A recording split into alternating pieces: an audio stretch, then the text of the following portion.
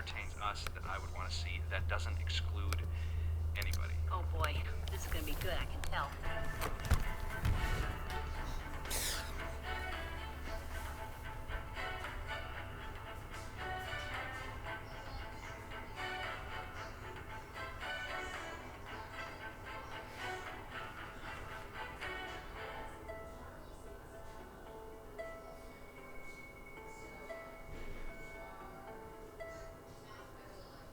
Smile.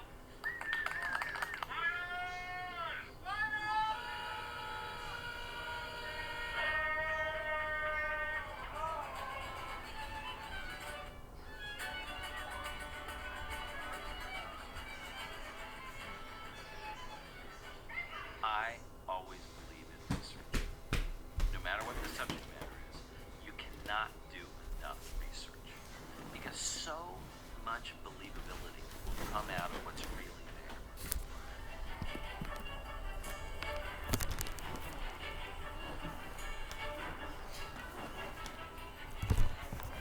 I went on numerous field trips and research trips. Going to the museums to actually take fish out of the bottles and have a look at them close up. I went to every single person early on in the film and said, you have to get certified scuba diving, you have to go underwater.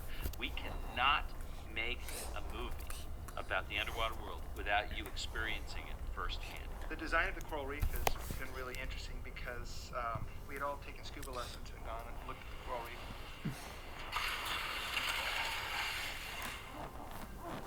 It was spectacular. Just experiencing the reality of a world like that has an enormous psychological impact and an impact inevitably on the work you begin to create. People came back just with these eyes like, it was amazing! And I said, I told you!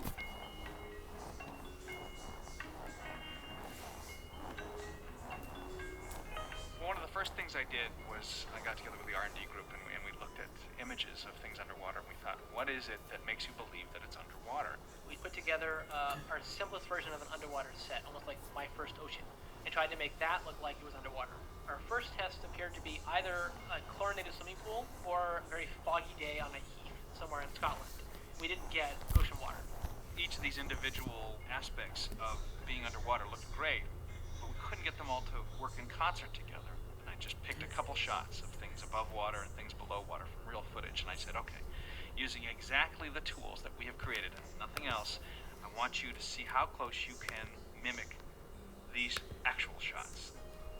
And they came back a couple weeks later, and they put the two images up, the actual live action footage and then our footage, and I couldn't tell which one was which. We were shocked. I mean, we were elated because it's like, oh my gosh, we did it. I mean, it looks like water.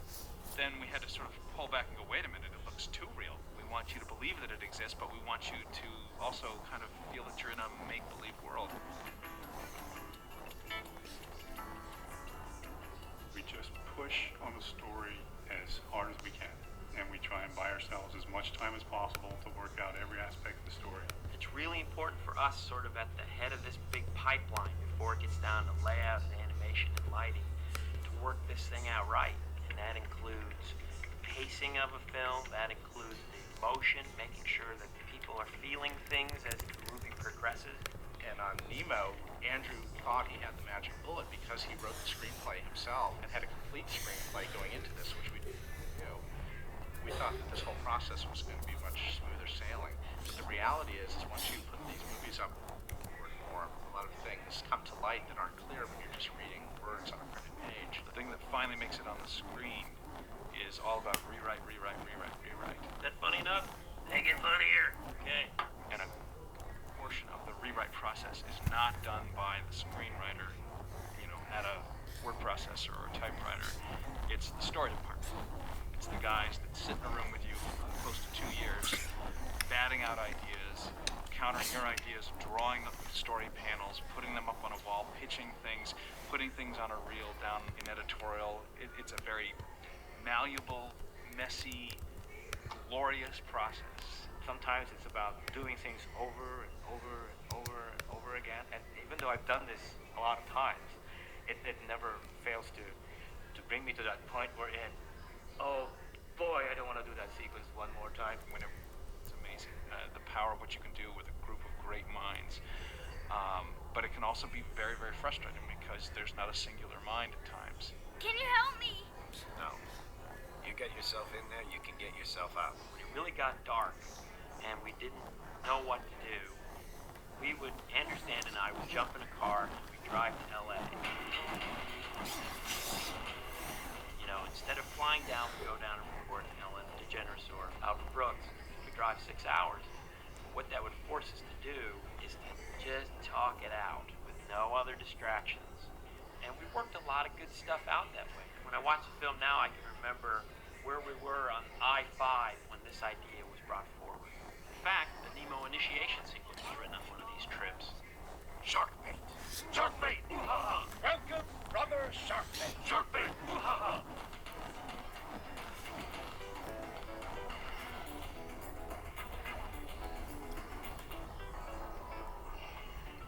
We cut the boards together with dialogue, temp music, temp sound effects. It's very important that the experience of viewing the story reels for the audience is going to approximate the experience of viewing the finished film. Just one point! Good eye! We spent a lot of time, we spent years, in fact, honing this story reel to try to create the best, most solid, entertaining template for the movie. Good eye!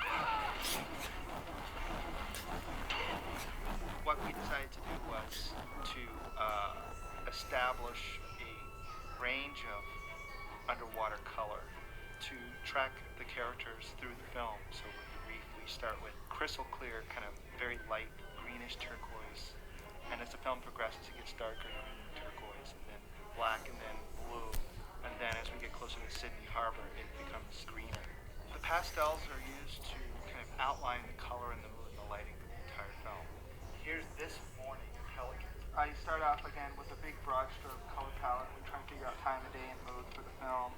And then as we move forward and things are getting finalized in the story, I go back in and, just visit key shots in a scene to kind of provide a direction for lighting.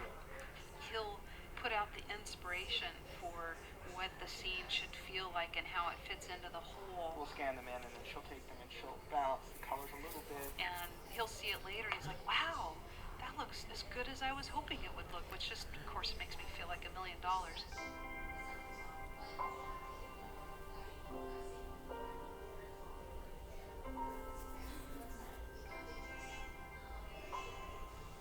It was by trying to make a shot appear to be like you see when you scuba dive and you're underwater that we came up with a whole bunch of elements that were critical to making a shot feel like it was underwater, which include how it swells back and forth, the particulate matter in the water itself, murk being the fall off of color that water filters differently than air, the caustic lights, which is the light play from the surface that you see in the bottom of the swimming pool, the beams those things go through because water is so much denser than air, you can see the light shafts themselves. Okay, now how is it different being in a reef than being in deep ocean water than being murky in a harbor? Oh, okay. So now you have to find different settings for all those various things again and set the levels again. So you get, harbor water and sewage water and clear open blue ocean water, murky ocean water, bright sunny reef water that's shallow at night and at day and at dawn and dusk. If you look at fish, it's amazing how little we did have to caricature them because they're so wild in their shapes and forms. They took a lot of scientific input, but there are some things you just have to do in order to act that fish don't do. Real fish have the eyes on the side of the head. They don't have eyelids, and they don't blink, and they don't talk.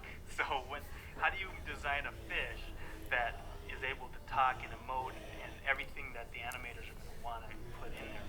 We looked at how dogs emote. The subtle movements of their eyebrows is enough to emote like sadness or happiness. Intro. Excited. Stern.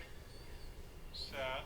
And it's the same thing with these fish designs. We put enough eyebrow mass in there to really get the nuances of emotion. So I basically now have to flesh that design out, start figuring out the details.